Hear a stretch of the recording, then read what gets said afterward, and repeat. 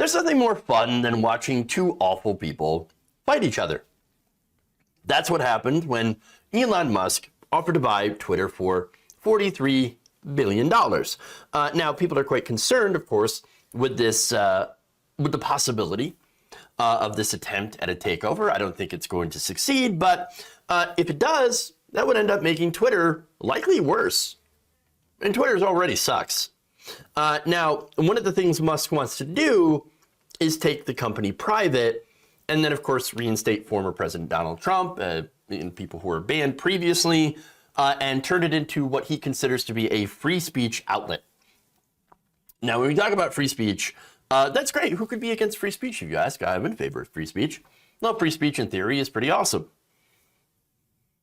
But there happens to be a little bit more nuance when you get into what is considered to be acceptable speech, right? Now, when you, for example, tell people to attack a certain person, dox them, go after them, intimidate them, things like that, no, then that stops being free speech, right? When you start to harass them. Now, you could argue, but I'm just using my words. And it's their fault that they're getting all offended and, you know, and that those words are making them feel bad. But here's the thing. There's also spreading false things about people. There's defamation. There's libel. There's slander. Is that free speech? Is that considered to be free speech? So you have to be really careful what you mean by free speech and what you want when you create a platform or when you start to enforce rules of a platform. Okay? In fact, do you want a platform filled with white nationalists spreading hateful lies about black people, or religious misogynists, or just any misogynist saying hateful things about women and how they're the weaker sex? Oh, right, we already have all that. In fact, we have that on Twitter. It's Marjorie Taylor Greene. So, look, my point is, I think there's fine to have some ground rules, right? And to have some consequences for people who break that. For example, again, hate speech, incitement, that can lead to actual real world damage, people being hurt in the real world and not just online.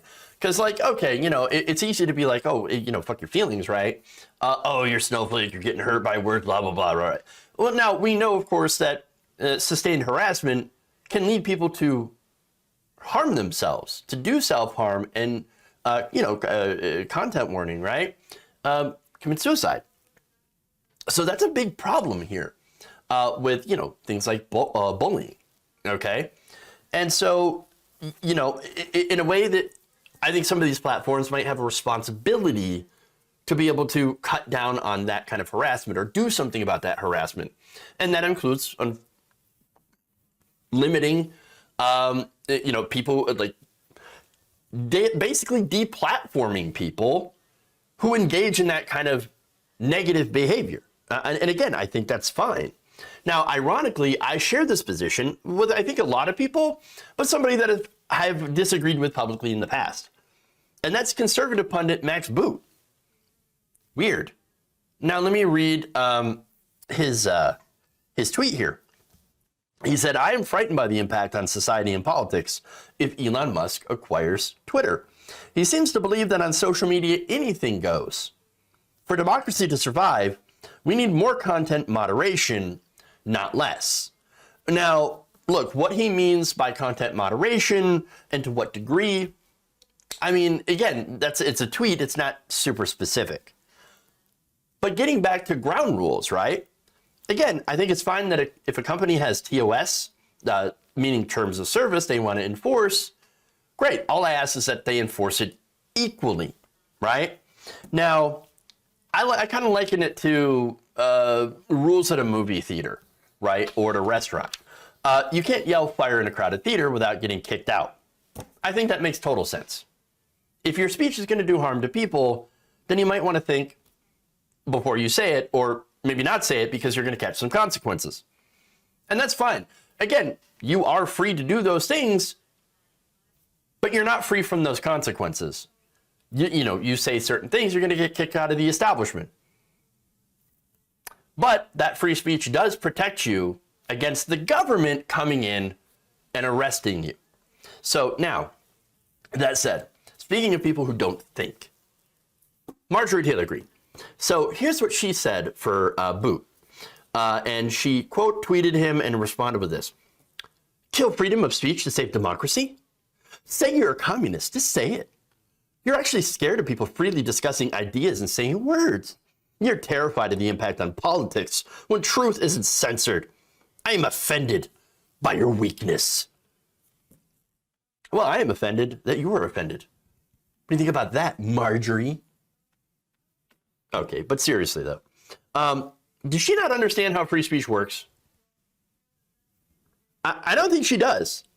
There's this conflation here in the minds of certain people, okay? Look, the First Amendment, again, as I mentioned, guarantees that you will not be imprisoned for saying things against the government, for having a redress of your grievances. It also protects the press. It also protects the right to peaceably assemble for protest. Now, if I am not mistaken, Marjorie Taylor Greene seems to not be a huge fan of the press or for free speech. In fact, last year, a Georgia TV reporter said that she was threatened with arrest and removed from a town hall meeting with Representative Marjorie Taylor Greene. Her crime, asking a question. In fact, Meredith Aldis, a reporter with the Chattanooga, Tennessee station WRCB, tweeted that she attended a meeting in Dalton, Georgia on Wednesday and was told that she was not allowed to ask questions to Greene or anyone else in the building. Now, again, this happened last year, so. But I want to show you a video here of her asking a question anyway, and then getting escorted out by police. Take a look. What do you have to say then about the videos and I'm talking to my constituents. We're not having a press, this isn't a press conference. that's fair. So I can ask questions.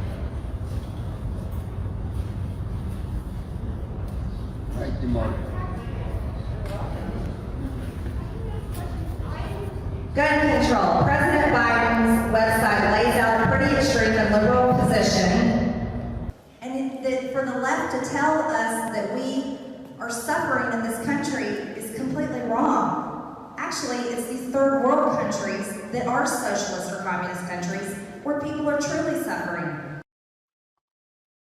I just love the awkward silence where she was just kind of going through her notes after shutting this person down, of which afterwards a staffer for Marjorie Taylor Greene came over, found that woman, and then the police literally escorted her out of that event. What happened to free speech, Marjorie? I mean, she's just asking questions. Are you afraid of questions? Are you scared of people freely saying words? Are you terrified of people asking questions? I am offended by your weakness, Marjorie Taylor Greene. I am offended. For people like her, understand that it's free speech for me, but not for thee. And basically to them, it basically means saying whatever they want without any sort of consequences. And consequences could be just openly disagreeing with them or tweeting a picture of pigs shitting on their own balls, for example, on Twitter. They hate that. Please don't ever do that. Or, you know, in the case of private social media companies, you know, upholding their terms of service, which, by the way, you agree to. Look, let me say, it is the thing that you scroll past whenever you sign up for a Twitter account, right? If you remember that, or a social media account, you kind of go through this long thing, you don't read it, you scroll through it and say, I accept. Yeah, that's their terms of service. Now, that's their rules. And so if they found that you have violated those rules, they can kick you off the platform. Now, can some rules be stupid and arbitrary? Yeah, I've talked about some of those. You know, Twitch, Twitter, all these platforms have some of those rules. True Social also have some of those rules. For example, where you couldn't make fun of Devin Nunes or the cow. And so, again, stupid rules, right? But there are some rules that do make sense for at least a company standpoint, and that's like banning Nazis, because nobody wants to hear Nazi shit. or of course, taking action when people make violent threats. Now, the fact that Max Boot understands this and Marjorie Taylor Greene doesn't, it really shows the disconnect in the conservative movement, right? Because generally most people will agree with Max and myself and disagree with people like Marjorie Taylor Greene. Now, again, I don't agree with much, with either of them much politically. But at least with Max, he seems to be making a little bit more sense than Marjorie Taylor Greene. And so at the end of the day, yes, I don't have a problem with companies enforcing their rules of conduct. I think it's a sensible position for them to be able to take with their own platform. If we do actually want something, and I've made this, I've made this argument before. I've made this point before. We should have a platform that is a public utility that we can all use. I wouldn't have a problem with that, regulated by the government. And so have that, and then have these other private options that want to have their own rules or whatever. There's nothing wrong with having both of those things. Whether that's going to happen, I don't know. Unlikely. Kind of like the sale of Twitter to Elon Musk, but still, it is important to talk about the ramifications of what would actually happen if that were to take place. And so I don't think it will. I'm actually glad it won't, because actually we need more media. We need more social media options and less billionaires taking over.